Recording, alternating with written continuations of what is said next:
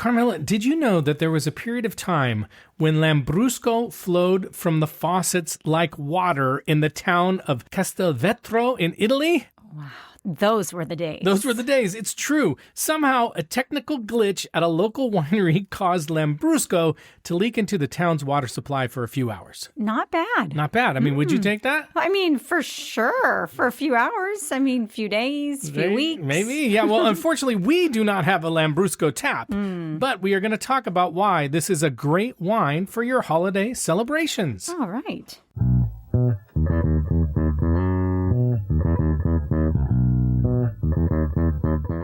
Howdy, paired nerds, and welcome to the Wine Pair Podcast. I'm Joe, your sommelier of reasonably priced wine, and this is my wife and my wine pairing partner in crime, Carmela. Howdy. Yeah, and we are the Wine Pair. If you're new to our podcast, here's what you can expect. If you love wine and you want to find great wines at affordable prices and you want to expand your wine horizons and you want to have some laughs and fun while doing it, then you're in the right place. Because each week we explore a different wine varietal, style, brand, or region of the winemaking world and learn about what makes them worth knowing about. And then we taste two of those wines that are reasonably priced to let you know if they're worth your hard-earned money. So This is like a Disneyland ride. It kind of is. So if that's your vibe, make sure you keep your hands and feet inside the ride at all times. All right. Then we are super happy to have you here in our tribe, and we are proud to say that Decanter Magazine calls us fun, irreverent, Chatty, and entertaining. Wow, that was an experience. It was kind of fun. It's kind of fun. I mean, was it fun for you? It was. I hope so. I don't know. Carmela, you know what? We're staying in Italy for another week.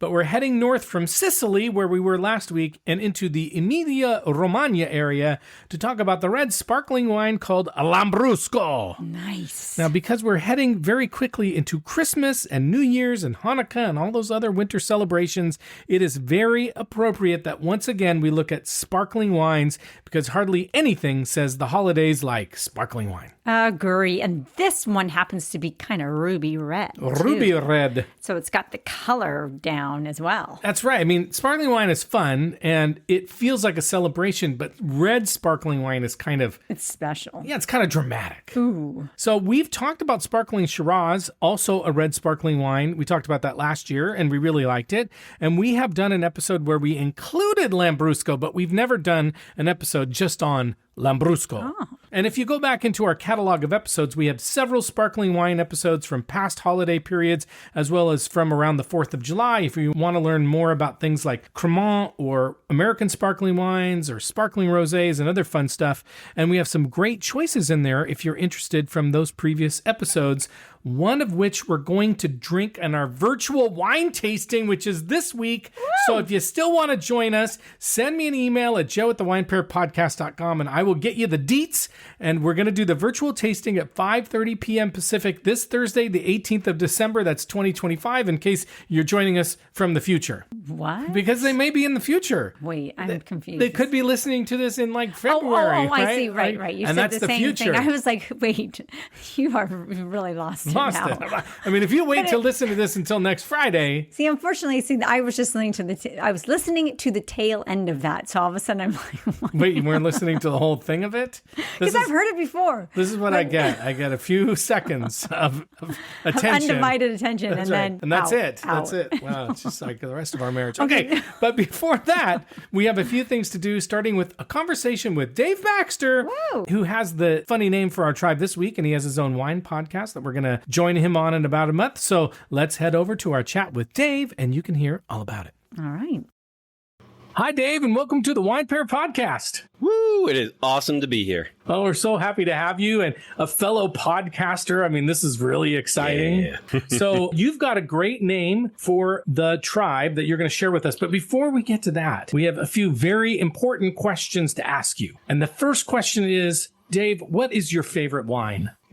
There is no such thing. What day is it is kind of my thing. It's, how they say you're never going to read all the books you want to read. You're not going to watch all the movies. And I know that for most people, that means they stick to kind of like the narrow window of what they already know and love. And they're just going to keep rewatching or rereading or what have you. But for me, I can't justify my days left on this earth revisiting wine I've already had before. I don't even have a preferred red versus white versus rosé versus orange. I love them them all. The only thing I will say is my gateway wine way back in the day was a Petite Syrah from California, long before I had ever stepped foot myself in California. It's not my favorite wine, but it is near and dear to my heart. But beyond that, no true favorite wine. Okay, fair enough. But I like that you got to the gateway. There's always one wine that makes people go, oh, I actually think I like this stuff. Yes. Petite Syrah. Okay, very good. All right, next question. When did you start listening to us and how did you find us? Ooh, you're going to like this answer. It's going to be so helpful. I have no idea. I think it was a Spotify algorithm kind of a thing. I'm usually listening to podcasts while I work out. And I remember I had been listening to a podcast called Drink Something Amazing. And it was a husband-wife duo. And they had such amazing energy that no other wine podcast out there had. I'm sorry, wine podcasters out there. I listen to a lot of you. They're all so boring. People love to use the word fun in wine podcasts, and no one's having that much fun. So I found this duo, but unfortunately I found them just as they had quit. And that was a real shame. And then when Spotify, I think one day just randomly popped you guys onto my playlist, that energy was back. And it was exactly another husband-wife duo doing it. And I was like, okay, I found a replacement. And this is the right vibe. This is what I want from a wine podcast. I want the frivolity. I want the energy. It's not just about the education. It's not just about talking about wine. I prefer the energy in yours. Well, I appreciate that, but you found us, so that's good. That's yes. Really good. All right, Dave, now the big question. Tell us the name you suggested, and if there's any background or inspiration to it that you can share. Well, first off, a caveat. I suck at naming things. I am so bad at it. Thank God I don't have kids. But that caveat out of the way, I was listening to this podcast one day, this segment came up, and every time I listen to other people's ideas, I'm always like, do I have any ideas? And one day, an idea popped into my head. I was like, okay, I know I'm so bad at this that I'm like, no, I'm not going to share it. But then it just kept popping back into my head. And so I was like, all right, fine, I'll share. So my idea was paired nerds, which you're supposed to say ideally a little fast and do it like partners. So, like how to paired nerds, something like that, where it's like, it's got that little, like they're your partners, they're your tribe, but at the same time, you're the wine pair and they're the paired nerds that follow you around. I love it. And I'm glad you pronounced it. Like sometimes we don't know how to pronounce things. It's always nice when somebody pronounces it. So that's awesome. All right, Dave, before we let you go, we need to let our listeners know about your podcast. But tell us about your podcast, how people can find it, and other ways that they can find you. Absolutely. So my podcast is Venturini, and that is we do wine and movie pairings. I did not come up with that name. That's why it's so good. And you can find us at ventertainmentstudios.com. That is a glorified vanity URL that takes you to our Substack. The podcast is there, but the podcast is everywhere. So you can find it on Spotify, on Apple, iTunes, on Amazon Music, on YouTube, on everywhere. So anywhere their podcasts are, we distribute it widely. We do wine and movie pairings where we watch a movie and we try to pair it with wines that match the tone, vibe, aesthetic, theme of the movie. And we try to match it as best we can to what kind of wine and thematically kind of make it make sense and make it work. So we have a lot of fun with it. We do it all the time. Nice. Very nice. Well, we are lucky enough to have been asked by you to be a guest. So we're going to be a guest. Yeah. We're not going to give it away though what the movie is or anything like that. We'll make people listen. Thanks, Dave. Thanks very much for coming on, for the great name, and looking forward to talking to you soon and listening to your podcast. Same. Thanks for having me, Joe. Got it. Well, Carmela, it was great to talk to Dave. Oh, so fun. Who, by the way, sometimes acts as our personal, corrector because he's willing to give us the hard truth when we talk about something that's not totally correct. Right. Tough love. Tough love. He's got to go at it, whether we're going to like it or not. That's right. But he does it in a very kind way. Right. And look for us to be on his podcast, Ventertainment, in about a month. Gentle but firm. Gentle but firm. Yeah. Right? You need tough love sometimes. Right. Yeah. Thank you. You need tough love a lot of the time. Me? Yes. Oh. Okay. And then please keep those tribe names coming. Just send me an email with your name. And don't worry if you think the name's not good enough, because you know what? It is. Oh, absolutely. That's right. And then we'll see, if you send us the name, we'll see if you want to join us on the pod. And it's really fun to get to know you and to talk to you for a change so we can hear the people on the other side of the speaker. Love it. And we promise that it's really fun, it's really easy, and I'm a really good editor. So I will cut out all the parts that you don't like. Believe me, he spends hours because, me on the other microphone.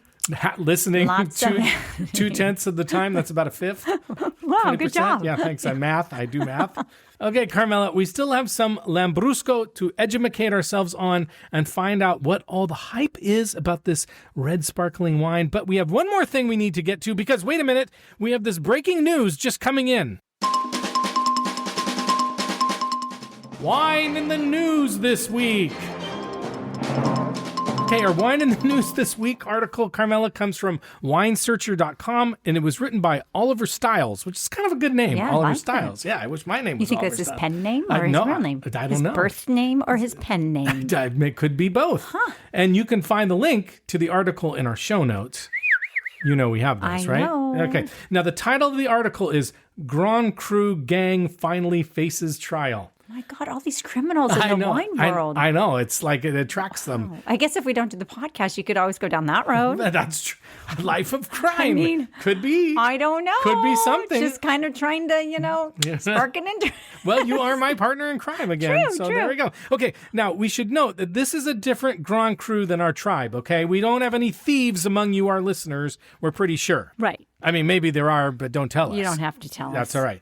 For a little background on the story, evidently between 2019 and 2020, this crew of 12 people in France, which included 5 Chinese nationals, allegedly stole over 3 million euro worth of wine. And not just any wine, Carmela. They were going after the big dogs like Petrus, Cheval Blanc, Chateau Margaux, Romani Conti, the big ones. Well, you might as well. If you're going to go after them. Go big. Right. That's right. Go big or go home. That's right. Now, according to the article, the police said they were a highly sophisticated ring. They used stolen vans. They hit warehouses in the dead of night.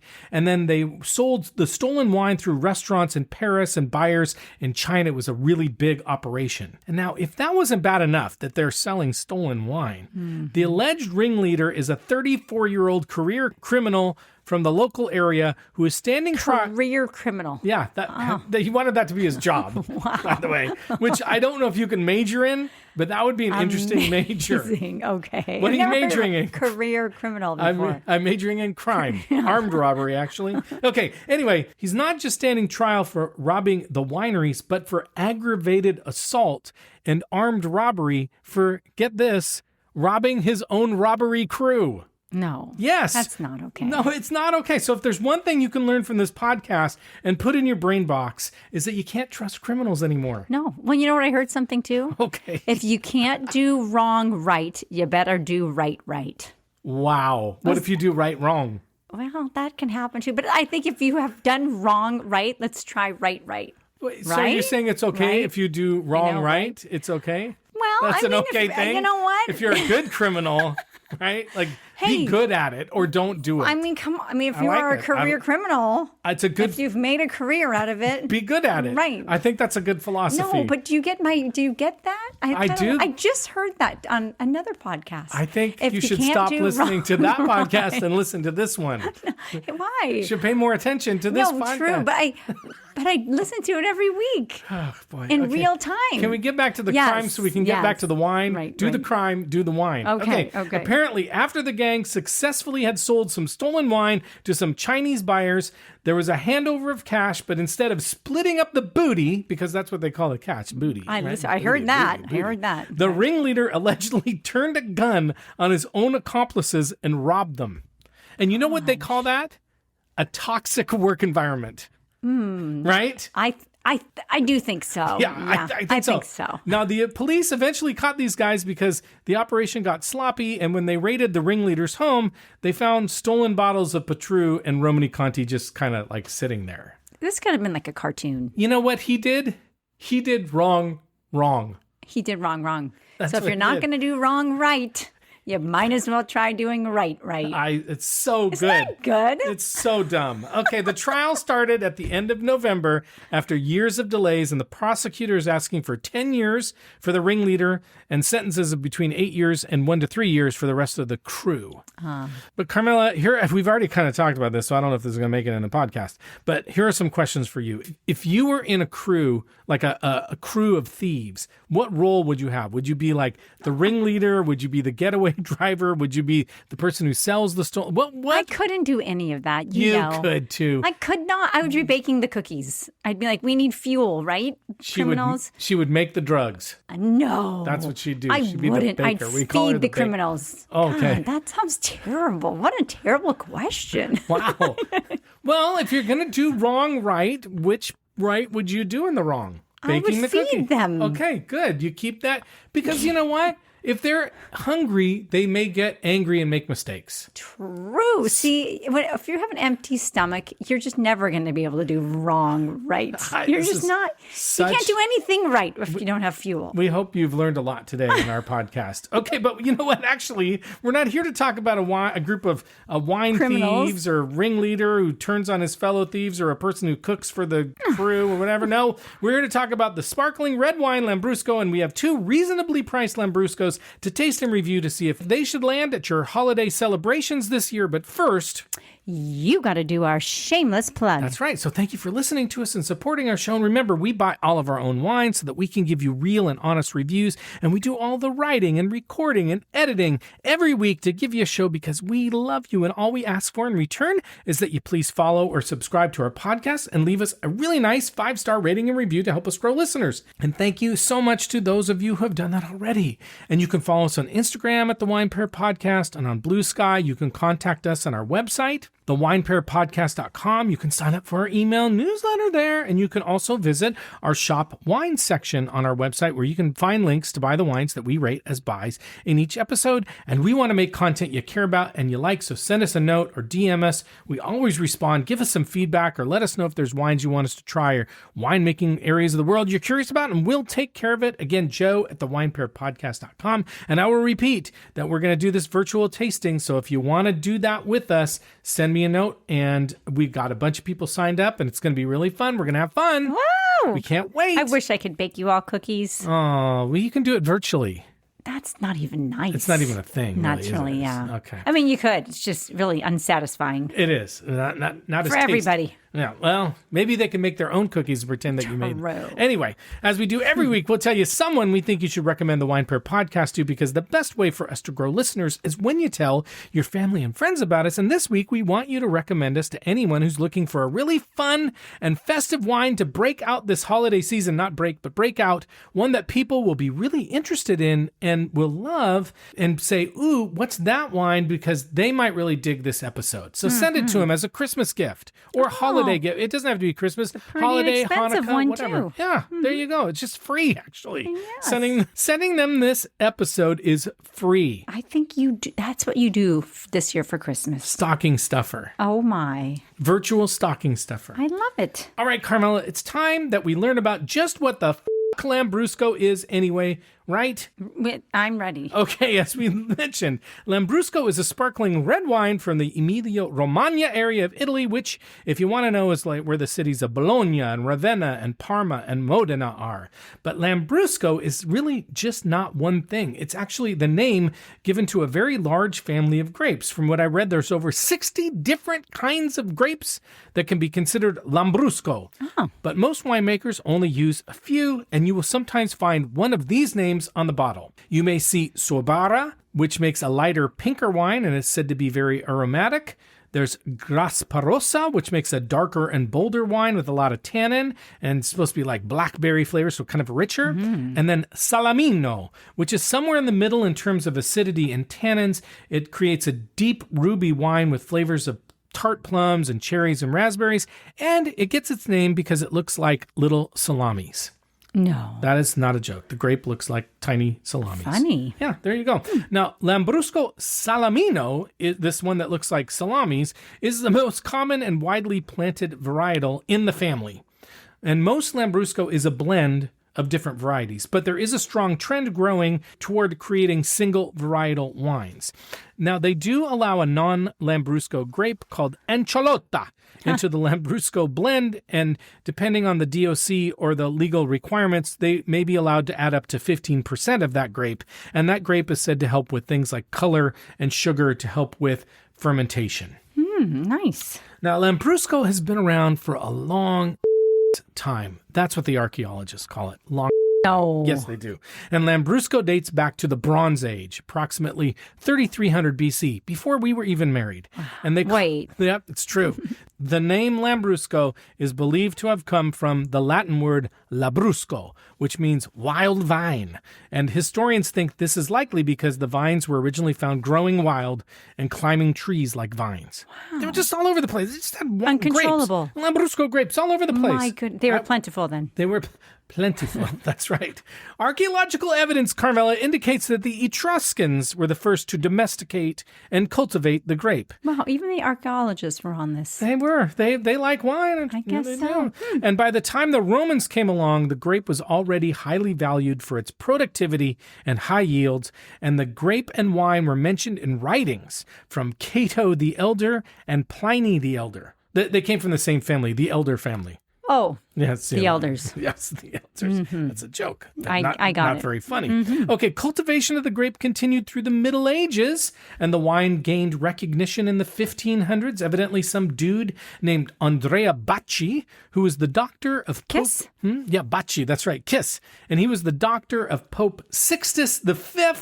He talked about the wine. So that's another thing you can put in your brain box, and it's always good to have a doctor who likes wine. Why? Right? Why? Why not? Maybe I don't know. Maybe that's what they prescribed to you is a little vino. I'm sure they did a lot back in the day. They probably did. They're probably like, you know what? I know you look like you're going to die, but have some wine. You don't feel well? You'll feel better now. Yeah, just take all that pain away. Now, in the 1700s, winemaking techniques improved that allowed winemakers to better manage the wine's bubbles. And by the second half of the 1800s, they were really getting it down. And here's a little scoop, Carmela. You ready for a little scoop? When wines ferment, they just create carbon dioxide, which is the bubbles, right? Nice. Carbonation. Yes. But in normal winemaking, that CO2 dissipates in the fermentation process and creates a still wine. But if you can close up that container while the wine is fermenting, you get the bubbles to stay. I think they should close those bottles more often. I agree. I like a bubbly. I do. We love a good bubbly. We haven't done a lot of bubbly episodes either. We need to do more. It's kind of a tragedy. Now, there are two ways in the Lambrusco world that they generally trap those bubbles, which are different than how they make champagne or champagne-style sparkling wines. These different styles also tend to create a different kind of bubble experience than you'll find in champagne method wine. So while champagne methods is a higher pressure method, and so you get these tiny bubbles. But in Lambrusco, you get more of a fizzy or frothy, maybe sometimes even foamy experience. In fact, the type of bubbles in Italian is called frizzante. Right. And so fizzy is a good way to think about it. Okay. Fizzy. Most Lambrusco makers either use the Charmat method or the ancestral method to get the bubbles to stick around. And I will note that they also use the Charmat method for Prosecco. So in the Charmat method, the wine is put into a pressurized tank and yeast and sugar are added for a second fermentation and the tank traps the bubbles. In the ancestral method, which is seeing a resurgence and many artisanal winemakers are using it, the wine is bottled while it is going through fermentation. And so the yeast stays in the bottle, yeast and the sugar stay in the bottle when it's done its job. And so you get this really kind of earthy, funky, and fizzy wine. So you can basically call that a pet nat. Nice. And we've had one type of Lambrusco that we've really liked that's made in that style called Radice Lambrusco di Sorbara. It's really good. Now, once we hit the 20th century, Carmela, there's a dramatic shift in Lambrusco's production and reputation, mostly impacted by a move toward mass production, which is not generally an awesome thing. Sometimes when things get mass produced, they kind of get shitty. True. So in the 1970s and 1980s, Sweet Lambrusco became the biggest selling imported wine in the United States. Whoa. Reaching a peak of 11.5 million cases sold in 1985. And you may remember these commercials, if you're old like us. Riuniti was the wine, and there were commercials. Riuniti on ice? That's nice. Do you remember those commercials? You don't remember Riuniti on ice? That's nice? No, I don't know. We're going to have a long You're a little talk. older than I am. Oh, no, not by much. Wow. I really don't. but I believe you. I fully believe you. Well, the rest of you who remember this, just back me up a little bit. I'm sure there are people that are like, yes, I remember, Joe. That's right. So please just send us a note and just gently, if you join I us, didn't want to lie. if you join us on Thursday, just gently tell Carmela in a kind way that you remember God. that. I mean, was it on during like Happy Days commercials? Yes. No, Well, maybe not happy. It was on a lot. Just trying to think of the things I watched. Okay, well, we're going to go by this. It grew in popularity, not with Carmela, but everybody else. But that popularity came with a price because it led to the production of cheap, overly sweet versions of the wine. And as a result, critics and consumers began to refer to it as the Coca-Cola of wines. Oh. Fizzy, right? Because it's fizzy, it's kind of pop-like in its fizziness, and some just considered it an unserious wine. And unfortunately, that reputation has stuck with it even to today. Because when I said Lambrusco, you kind of went, ugh. You weren't so sure that you wanted to do it. No. It hasn't had a great reputation. Well, But I'm telling you, it's good. it's good like for the first like half sip. Okay, well, we'll talk No, about not half no, sip. we'll talk about that because I think that's kind of true for some of these sweeter, like Prosecco, which tends to be extra dry. Remember, dry and sparkling wine actually means sweet. It tends to be a little bit tiring for the both of us. Well, and I feel like that's a wine or that's a type of wine I would have enjoyed when I was first drinking wine. Yeah, Like, but ooh, this is sweet. But then like you're only having, not that you need to have a whole lot, but like after the first few sips, it's like you said, you get a little tired of it. Now you're more mature. Right. You want a My different palate's experience. more mature. More advanced. Right. We call that advanced. Look at me. Okay, anyway, since the 1990s, producers have worked to save the reputation of Lambrusco, creating these artisanal versions of the wine. They're drier, they're less sweet, they have lower yields, they have better quality, and the ancestral method, and even the traditional method, like some are using the champagne method, but these have helped to improve the reputation of Lambrusco.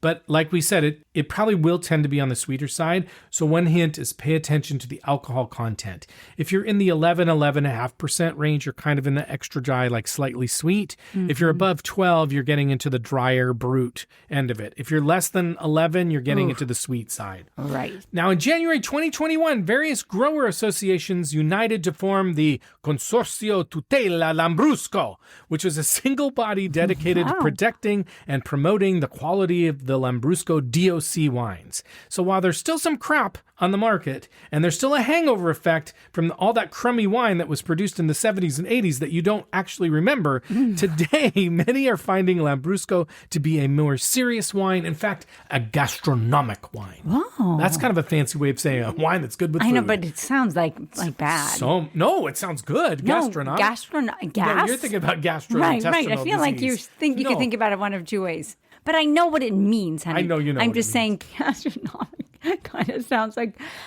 not dirty, but like gross. Wow, I think you've gone down a really strange path today. I feel like we have some interesting version of Carmela today. Oh my I don't know goodness, what's happened to me? But the gastronomic is important, Carmela, because if you know about Italy, all the Italian regions think they have the best food, but the people in Emilia-Romagna would say we're the cat's meow. Right? Oh, boy. Because that's where you get things like tagliatelle and tortellini and prosciutto and mortadella and parmigiano reggiano. I got a few things. And balsamic vinegar from Modena. They all come from that. And ragu alla bolognese, which a lot of people like. Yes. That comes from the name Bologna, if you didn't know. And that's the big city in Emilia-Romagna. So gastronomic wine, important because those people, they take their food seriously. Right. They should, as they should. Yes, they should. And that's why it's a great wine for the holiday season, not because it's red and sparkly and fun and festive, but because it may go well with the food. But don't say gastronomic because some people may think that they're going to get a tummy ache. Right. That's my point. I know that we wouldn't think that, but it's one of those funny words, don't you think? They should have come up with something like more flowery. I'm with you. I'm 100% with you. But that's enough information, Carmela. I think it's time to learn more about the specific wines that we're drinking today. What do you say? Let's do it. Please, she says, as usual, the wines we have chosen for this episode are under $25 each, and they should be relatively easy to find because I found them both at wine.com. Now, you should have no trouble finding Lambrusco. Most grocery stores and places with decent wine selections will have them. The challenge will be finding one that's not crappy. So the price price point is always a good place to start. As we already said, the alcohol content is another good place to start. Go with a little bit higher. Look for 11.5 or higher if you can. And look for Lambrusco with corks and cages, like a normal sparkling wine, or believe it or not, with bottle caps, because the bottle cap is going to be kind of that pet nat or that ancestral method.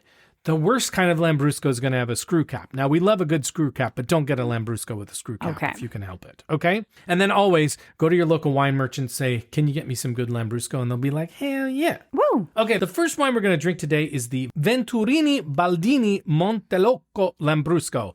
This wine is made from 100% Lambrusco Salamino, the little salamis, and it's supposed to be a balanced wine.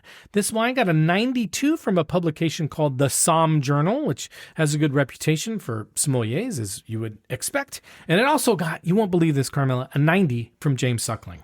Whoa. Yeah. Mind-blowing. Amazing. This wine is 11% alcohol, so it's considered off-dry, again, meaning on the sweet side, but it shouldn't be cloying. And you may find similarly sweet wines sometimes called semi-sweet, semi-dry, fine herbe in German, or tendre in French. And now remember, again, sparkling wine that is actually dry, what we would consider dry, is brut. And dry is when you have a little bit more residual sugar. It's always very confusing. The check sheet for this wine says they use the Espalier vine training system, which is a way of training grapevines to grow flat along a wall or a fence. And it sometimes has like a two-tiered look. There's actually somebody who has this kind of near where we live. This kind of like two-tiered look. And growers train the vine branches to grow sideways along wires so the plant looks neat and organized. You'd like it. You'd like it, yeah. And this helps get more sunlight to the grapes and the leaves. It gives better airflow to prevent disease and rot. It makes it easier to harvest. And some say it just looks pretty. Right, they're taming that wild vine. And you know what? Its aesthetics are important too. Yeah, I agree. The winery says they use the short Charmat method, which means they only keep the wine in the tank for a couple of months. This wine has 16 grams of residual sugar, which would actually put it in the extra dry category, which is something you can compare to Prosecco, because a lot of Prosecco is extra dry. And this wine is also certified organic, so if that's important to you, this could be a good choice. The next wine we're going to drink is the 2024 Cleto Chiarli Lambrusco di Sorbara Vecchia Modena Premium Secco. So, yeah, it's got a lot of names. So right off the bat, this wine has a vintage, which is uncommon in less expensive sparkling wines. The winery says this wine is in the brut range with minimal detectable sweetness, but it also has 11% alcohol, so I'm a little sus, a little skep about that. Guess we see. The winery also says that they train the vines in the Geneva double curtain system, which has some similarities to the Espalier method, but in this method, the vines grow upward and then split into two hanging sides that create, as the name would imply, what looks like curtains of vines and grapes and leaves and all that fun stuff. But it's often used in large commercial vineyards because it improves sunlight and airflow and makes them easier to manage. They also say they use the phytosanitary defense with integrated pest management. Wow. I know that sounds like a really... Sounds like the criminals you were talking about earlier. I don't know why. Like missiles or something. Right. But here's what it really means. It's a fancy way of saying they try and use sprays only as a last resort to control pests. But they use other methods like introducing good insects, pruning and spacing well, and stuff like that. So they're trying not to use sprays. They're trying to avoid using sprays when they can. Yeah. The wine is also a single varietal, but in this case, it's 100% Lambrusco di Sorbara, which is supposed to be the lighter version. So we'll see how much of a difference we can tell between these two wines. And this wine got a 93 rating from Wilfred Wong, who is the reviewer on wine.com. And then they also say they cold macerate the grapes and use only free run juice. Let it free. Let it run. It's only the free stuff goes. What? Okay, and then they hold it at cold temperatures until it is fermented, and then they make the wine in batches several times during the year. So they're just kind of turning this over. Wow. And they also use the short Charmat method. They age it for only 2 months in the pressurized tanks, and then just 1 month in the bottle. So they're just cranking this. My gosh. They're just like, go. Wow. But you know what, Carmela? I think that's enough information. I think it's time to drink these wines and find out if they should be at our next holiday party. Yes, we're going to go open up the faucets right now. Yes. And See if we can get it to flow. Yeah. And the next time you get your kitchen redone, make sure you get the Lambrusco tap. Right. But the other thing is, if you have a Lambrusco and you read ahead from either the email newsletter or from previous episodes, then open up the Lambrusco and drink along with us. Woo! Let's do it.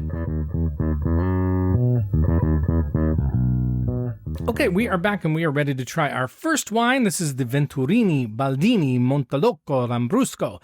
It's from Emilia-Romagna, Italy. It doesn't have a vintage. It was $17.97 at wine.com, so not a bad price. 11.5% alcohol. It was made from Lambrusco Salamino, and again, the Somm Journal gave it a 92, and Jimmy James Sucky Suckling gave it a 90. But Carmela, let's start first with the color and the bubbles. Oh, it was very bubbly when you first poured it. Frothy. I would say frothy. Yeah, and now it's kind of calmed down pretty quickly. And it's funny, it's kind of cloudy. It's cloudy, yeah. Yeah, and it even says it's ruby red, and I kind of always think of a Lambrusco as being ruby, but this one has like a little bit of purple on it. It's darker. Yeah. Yeah, but I would say it's like, yeah, you know what? You're right. It's kind of like, I'll be honest with you, it looks like grape juice. Yeah. Looks like It kind of does. a dark grape juice. Yep. Which is weird because that's what it is. What? I know. Let's smell it. What are you smelling? Okay, you know what I think it smells like? What? Grape juice. It's very grapey. Yeah, it is. Yep, just all together, it is pretty grapey. It is. I mean, you can kind of smell the little effervescent on these wines too, you know? But it doesn't make you, like sometimes, we smell it and we like... Cough. Yeah, cough when you have a sparkling wine. Yes, yeah. Not this case. No. I'm getting a little bit of like cherry, but a little bit of like cherry cough drop. And I'm getting some like raspberry too. Okay. You know, almost like raspberry candy though. Oh yeah, A little it's bit. candied. Yeah. You're right. You're right. Raspberry candy is good. Like almost like out of the little candy jar, you get a little Right. raspberry candy. Right. I like and that. yes, and it's a little bit, I mean, it's not as dark or rich as a cherry, but it's still, it's not like a very underripe raspberry either. You know what kind of reminds me a little bit is a raspberry filling for a cake. Oh, yeah. Do you think so? Maybe a little? Definitely. Because it might even have a little bit of spiciness to it, like a little... Yeah, it almost smells like, this is so weird. I don't even know why, but almost smells like a cellar, but not in a bad way. Like a wine cellar? Yeah, like when you have when you go into a wine cellar and it has a little bit of a hint of wine smell in it. Sure. It's just, but it's like, it's pleasant. It's nice. It is nice. Yeah. Well, let's taste it and see what we think. Okay, so the first thing I say is the bubbles are very soda-like. Yeah. They're Fine and frothy, but they're not, again, they're not like these tight champagne bubbles. no. This has actually quite a bit of tannin and bitterness to I it, agree, especially on the end. but I like it. I like it too. Like this is not your old-fashioned Lambrusco. Sweet, no. And No. this is I know you don't like the word, this is a gastronomic Yeah, wine. This yeah. is a wine you would have with food. I do not like that word. You don't like for it. whatever You reason. don't like it. You said you didn't like it. whoa. Trouble. I'm in trouble. No, but it is like, I don't know, something about it, some of the Lambruscos we had, in our earlier days. The Riuniti on ice, that's I guess, nice. yeah, it just did not hit. After. No, because they're too sweet. Right. This is not coming across. It's got sweetness. Don't get us wrong. But it's not coming across as a super sweet wine because it's got that bitterness at the end. You know what the bitterness reminds me of a lot, which makes, again, this is going to sound stupid to people. If people who are like not into wine listen to this, would be like, oh, grape skins. It has a grape because skin of those tannins taste. too. Yes, Yeah, yes. you know what? This is kind of weird too. I'm kind of almost tasting a little orange on it. I like that. Yes. I don't know Citrus. why. Yeah, there's Yeah. a little bit, maybe because of like that bitterness that comes after the sweet beginning, gives you a little bit of almost like orange pith too. And it's acidy. This has Yeah. good acidity too. So I think that's where you're getting it from. I'm with you. I don't find that surprising at all. Blood orange. How about that? Yeah, A blood I orange. like that. I like that. What would you eat with this wine? Okay, this is totally a Thanksgiving wine, a Christmas dinner wine. It would go great with turkey. It would go great with white meats. It would go great with ham. Like if you got one of those those spiral hams, this would be so good with it. I fully agree, but like a couple things. I could see this like as it's funny, on both ends of the spectrum. I could see this as a charcuterie with like cheeses and meats and like nuts, olives, but I could also see this with a dark chocolate. I agree. I said agree. I didn't even say agree. Do you agree with me? I agree with you, buddy. Yeah. No, I'm totally with you.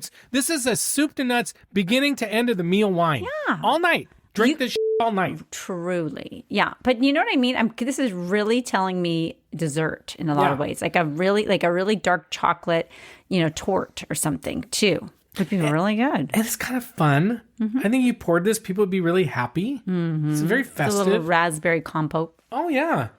But I'll go back to salty foods. It would be really good with salty foods. True. With the effervescence, it would be nice. Yeah, really good. Okay, well, let's rate this wine. As a reminder, on our rating scale, we rate on a scale of 1 to 10. We don't give half points. 7 and above means we'll buy it. 4 or below means it's going down the sink. 5 or 6 means we're going to drink it. We're going to enjoy it. Thank you for serving it to us, but we're not going to buy it. So, Carmela, what rating are you going to give this wine?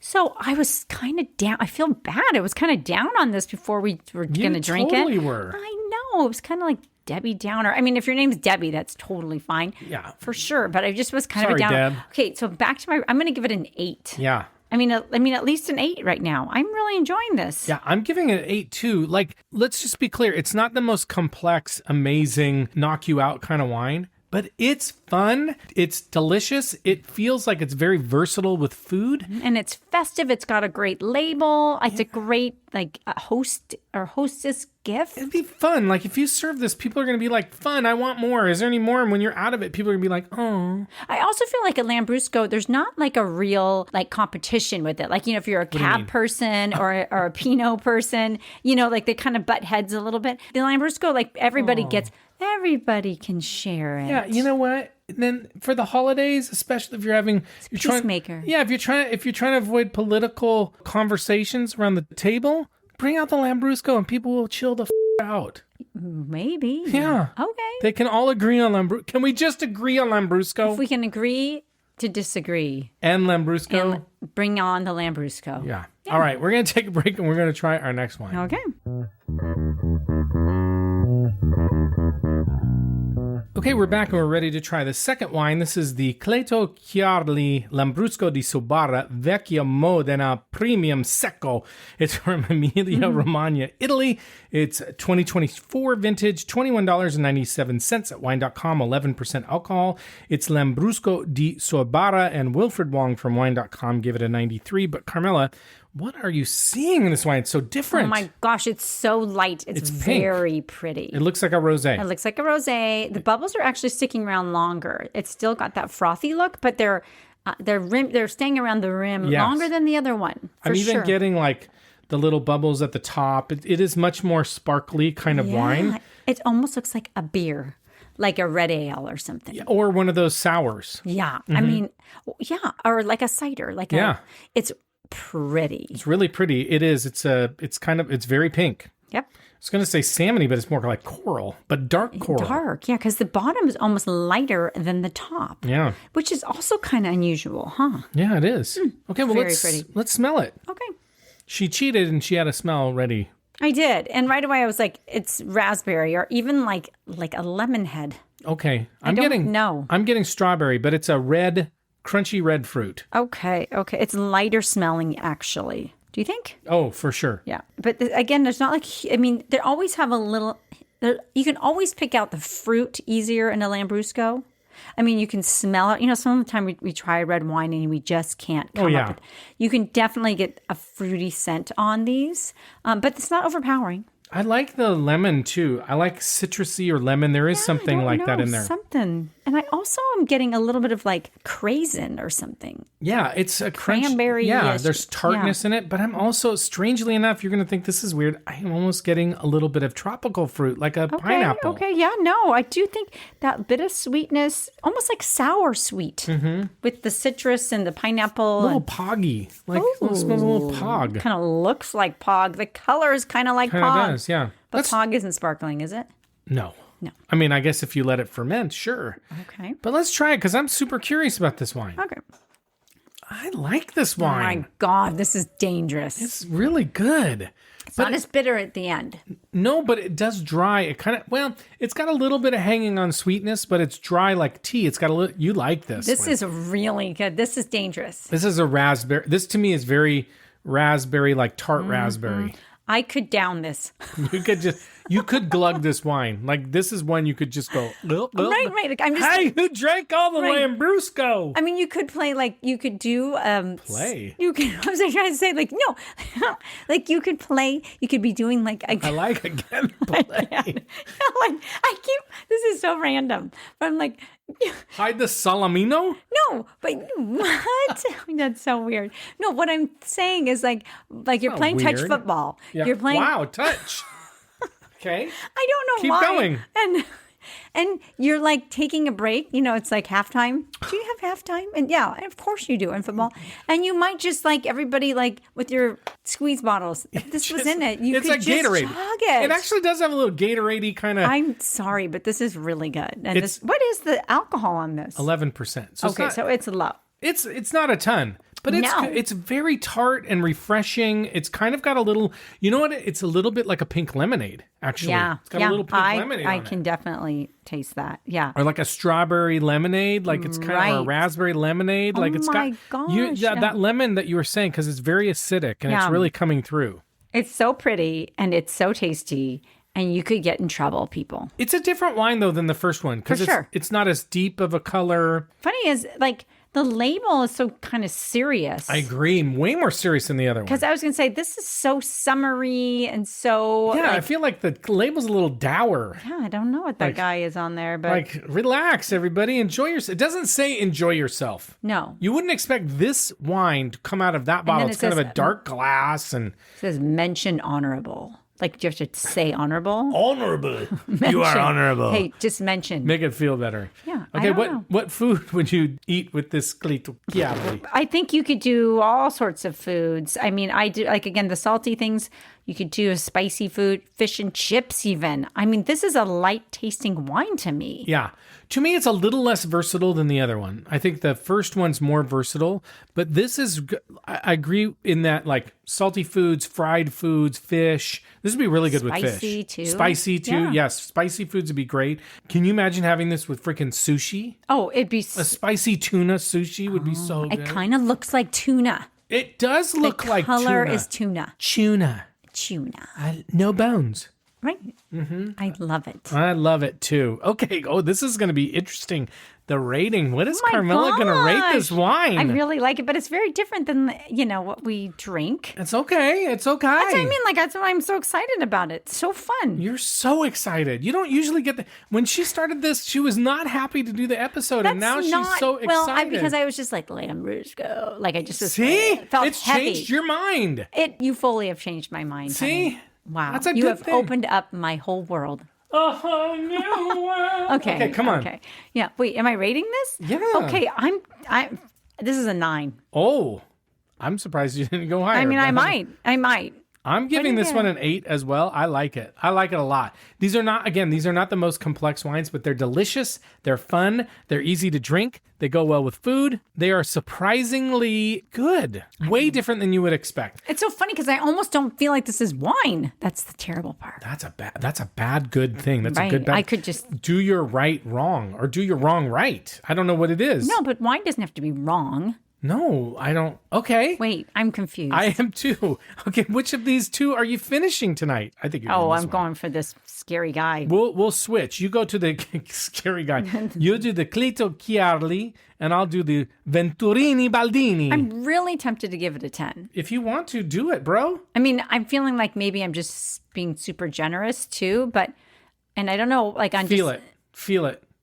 Okay, I'm going to give it a 10. I love it. I just haven't found a wine that has really, I mean, this might not speak. This is your first 10 of the year. Really? No, that's a lie. This is your first 10 of the year. I think Really? I've given one 10 and you've given one 10. I don't know what other people will think of it because remember, my taste is probably pretty different than because I'm just fussy. But I really, So true. This is really just find this good. I mean, that I'm telling you, people Carmela's good is a very high bar. There's like good, better, best, but the good in the Carmela good is like amazing. But the funny thing is, in every other way of my life or any other part of my life, You go for average. No. You marry average, for instance. No. Like everything else is like, I think I'm super positive, but when it comes to wine, sometimes I can be kind of hard on it. Oh, Do you this is a weird thing for her to be admitting finally at almost 200 episodes into the Wine Pair podcast. No, I don't know. I'm just enjoying this wine. Pleasantly surprised. I'm with you. Oh, good. Okay, so let's do the taste profiles expected from Lambrusco. Here's interesting. Sorbara, which is the one that we're drinking. Tart strawberries, rhubarb. That's a good one. Okay. Pink grapefruit. That's a good one. That is. And this looks like rhubarb. It does. It totally looks like rhubarb. Violets, high acidity. The Salamino, cherries, raspberries, fresh earth. I think those fit. Yes. I think those fit. The Venturini, the winery says short Charmat method, perceptible fragrance of herbs and juicy black cherries, fresh semi-dry flavor with light tannic sensations. I think it's got a heavy tannic. Somm Journal says raspberry and wild cherry lozenge candy. Wow. Nice job. Yeah, meet tart cranberry. You said cranberry and a hint of funk. Ooh. Yeah. And the first one. Yeah, which make it ideal for salumi. And Sucky, James Suckling says, this rose-colored sparkling wine. Rose? No. The first one? Has plenty of red berry fruit on the nose with notes of cherries, dried flowers, and grapefruit. Oh. I think he's talking about the other one. I think he's... Okay. Cleto Chiarli, the winery says deep rosé color. It is rosé, but I don't know if it's deep. Clear fragrances of strawberry and brushwood. Brushwood. The last time I ate some brushwood. Or smelled it. Its taste is fresh, pervasive, mineral, and at the same time velvety and surprisingly pleasant. So it doesn't have any flavors, it just has sensations. Oh, those were all senses. Yeah. Or like scents. Yes. Wilfred Wong says a bright cherry colored with playful fizz. It opens with aromas of pomegranate and subtle hints of savory earth, light to medium bodied. This Lambrusco offers vibrant acidity and lively tart red fruit flavors. The palate exhibits a pleasing weight, culminating in a bright, lively finish. You know what I like about that? It's true. It's not a flyaway wine. Like, even though it's fun to drink, it's light, it's lively, it has a little bit of weight in the mouth. Yeah. Which actually makes it better with food and kind of more interesting. I agree. Like, this is also a wine you could cocktail. Don't you think? Sure. Yeah. Yes. What's your verdict on Lambrusco? I'm so pleased. I mean, I feel like You are so down. I know. I don't know why, you guys, but the thing is that I just love, like, this is such a change up. It's also a change up in the style of wine. Totally. I mean, we just haven't done something like this in a little while, and I think we needed to good choice, honey. It's such a good point, too, because sometimes wine can just feel stuffy and too serious and blah, blah, blah. And these are just great fun. They're good tasting and they're fun. Yes. And I feel like because it's a Lambrusco, that you can bring this anywhere. You can serve it to anybody because nobody has it. I mean, people, yes, have preconceived notions. Sure. For sure. But I just think that's so different from anything else that people will give it a try. I mean, your super serious, like, wine dork will be like, nah. But I think, you know what? You just say, you know what? It's about your mindset. It's about, I had nothing to say, and I like what you said. I mean, so thank you for closing that up. Well, okay, you're welcome. I hit it this time, huh? You did it. You hit it out of the park, sister.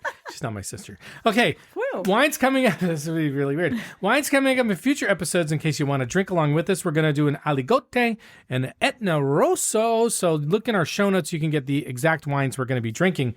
But you know what, Carmela? It's time for us to go.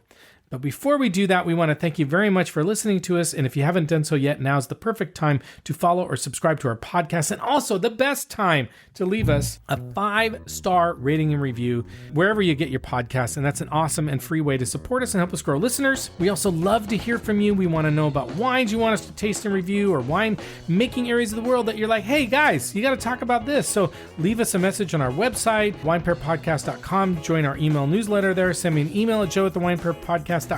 You can DM us on Instagram, whatever. We always respond. So thank you very much. And with that, we're going to sign off. So thank you once again. We'll see you next time. And as we like to say, life is short. So stop drinking shitty wine. Bye-bye. And find that Lambrusco. Woo! And the happy ending at the end of our story. Always think too much. Always drink too much. Always pray too much. Always play too much. And when I'm with you too much, I fall in love too much. And too much.